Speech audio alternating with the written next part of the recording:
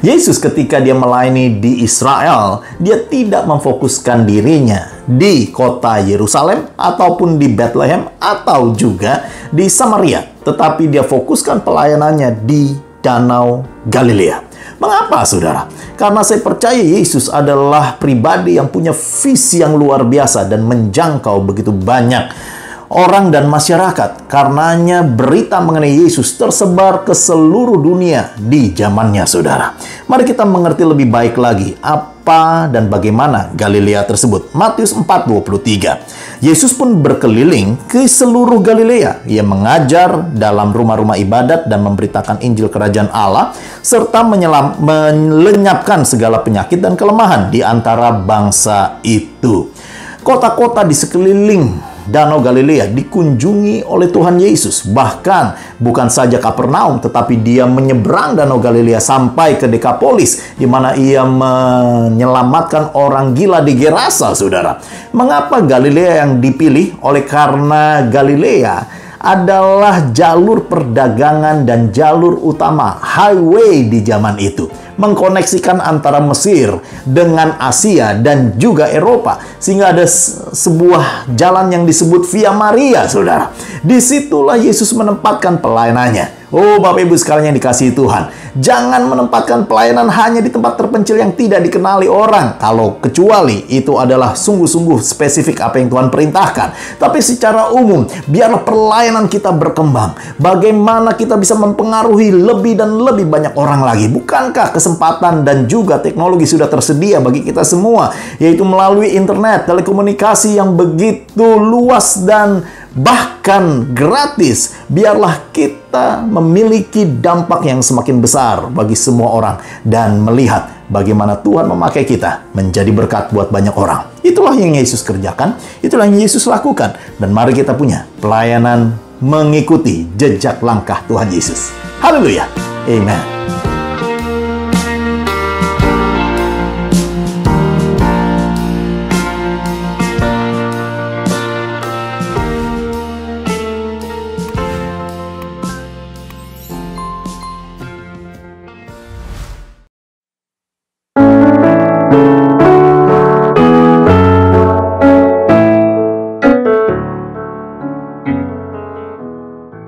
Berbicara mengenai situs-situs di dalam Alkitab, ada satu situs yang sangat penting dan menjadi tonggak iman orang Kristen, yaitu Golgota, saudara. Dan Golgota ini adalah satu tempat yang sampai sekarang banyak sekali orang-orang berdiskusi di mana titik sesungguhnya. Ada yang berkata di satu tempat, ada juga yang meyakini di tempat yang lain. Tetapi salah satu situsnya adalah yang sekarang terbangun atau didirikan gereja Holy Sepulchre. Dan di balik atau di belakang dinding gereja inilah diyakini Yesus disalibkan di sana. Kalau kita membahas mengenai lokasi, pasti akan banyak perdebatan. Lebih daripada itu, hari ini saya mengajak kita membahas mengenai makna kematian Yesus. Karena Yesus mati bukan hanya untuk orang Yahudi, tapi dia juga mati untuk orang-orang Romawi yang saat itu menjajah bangsa Israel. Dan juga Yesus mati untuk semua orang yang ada di dunia ini. Hal ini bisa tercerminkan dengan kata-kata yang tertulis di atas kepala Yesus di kayu salib, di mana kalimat ini tertulis dengan 3 bahasa yang pada saat zaman Yesus ini adalah bahasa internasional. Yang pertama adalah bahasa Yunani, yang kedua bahasa Ibrani, dan yang ketiga bahasa Latin. Dan ini menunjukkan bagaimana kisah kehidupan Yesus di saat itu menjamah seluruh masyarakat secara nasional, domestik, dan juga internasional. Bukankah kehidupan Yesus dicerminkan juga melalui 3 kitab Synoptic Gospel dan juga kitab Yohanes? Karena Matius ditulis untuk orang-orang Yahudi, Markus ditulis untuk orang-orang Romawi, Lukas ditulis untuk orang-orang secara umum, dan Yohanes adalah cara pandang Allah melihat segala sesuatu secara supernatural. Mari kita sekarang menyadari bahwa Yesus mati untuk seluruh dunia, untuk saya dan Anda. Terimalah keselamatan yang kekal dari dalam Tuhan Yesus, dan kita percaya di dalam Yesus ada keselamatan kekal. Haleluya.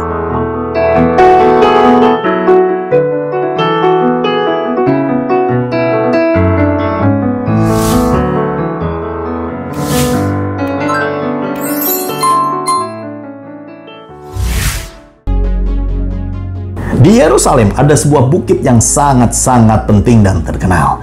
Disebut Bukit Zaitun, Bapak Ibu sekalian. Amen.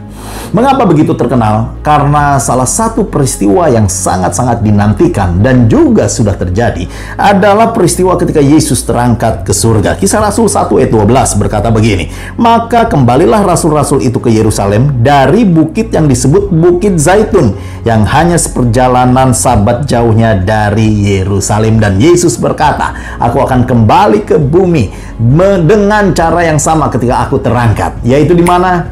Bukit Zaitun. Haleluya.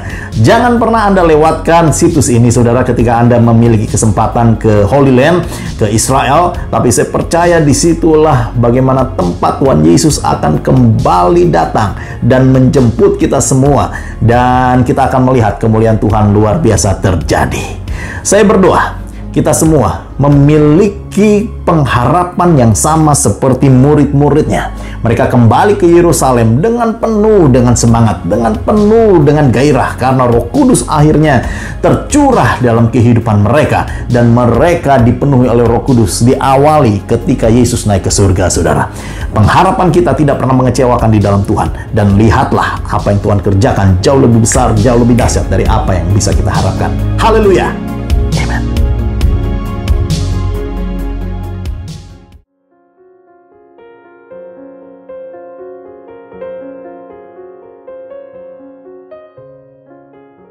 Salah satu situs Alkitab yang sangat-sangat penting, yaitu Lembah Kidron, saudara, di mana Tuhan Yesus berjalan dari Taman Getsemani menuju tempat imam besar berada, dan itulah yang disebut Lembah Kidron. Coba kita perhatikan Mazmur 23 ayat yang keempat. Firman Tuhan berkata bahwa sekalipun aku berjalan dalam lembah kekelaman, aku tidak takut bahaya, sebab engkau besertaku, gadamu dan tongkatmu, itulah yang menghibur aku. Ternyata Daud pun menulis mengenai lembah Kidron ini yang disebut sebagai lembah kekelaman atau lembah bayang-bayang maut, saudara. Dan ternyata Tuhan Yesus kita, ketika dia ingin menanggung seluruh dosa isi dunia, dia melewati lembah yang persis yang ditulis oleh Daud. Dan itulah Kidron Valley. Kita akan melihat bagaimana Tuhan Yesus justru mengalami lembah bayang-bayang maut ini ketika dia sedang menghadapi hari yang paling sukar di dalam kehidupannya. Bahkan di Taman Getsemani dia mencurahkan keringat yang berpeluh darah untuk menebus dosa isi dunia.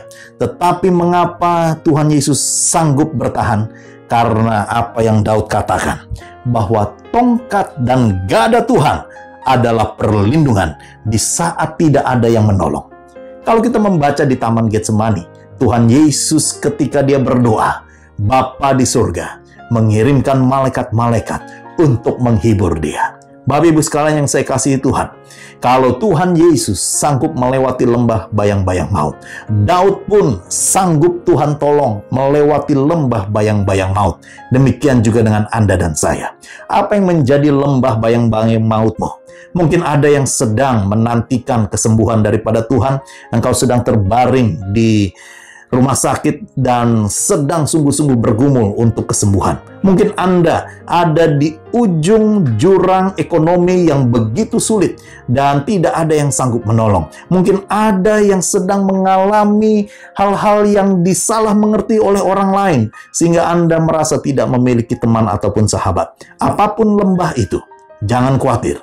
Tuhan Yesus sanggup mengalahkan semua ujian-ujian tersebut. Dan demikian juga Tuhan akan mencurahkan kuasanya bagi kita, sehingga kita sanggup melewati lembah bayang-bayang maut kehidupan. Tetap semangat, tetap bertahan. Tuhan Yesus memberkati.